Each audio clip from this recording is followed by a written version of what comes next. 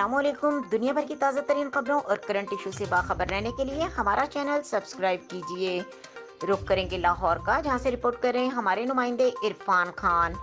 नवाज शरीफ, आसिफ जरदारी और दीगर ने चौधरी शुजात हुसैन की खैरियत दरियाफ्त की। साबिक वजीर आजम नवाज शरीफ, साबिक सदर आसिफ अली जरदारी, नून लीगी नायब सदर मरियम नवाज समेत मुख्तलिफ सियासी रहनुमाओं ने मुस्लिम लीग के सरबराह चौधरी शुजात हुसैन की खैरियत दरियाफ्त की।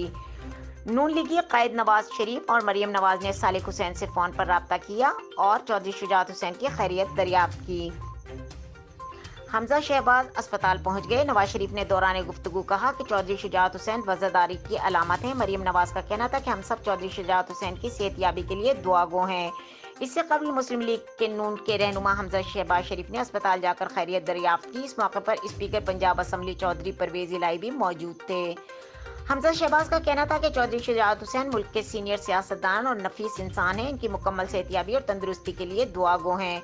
साबिक सदर आसिफ अली जरदारी ने भी चौधरी शुजात की खैरियत दरियाफ्त की और काफ लीगी सरबराह की जल्द सेहतयाबी के लिए दुआ कराई।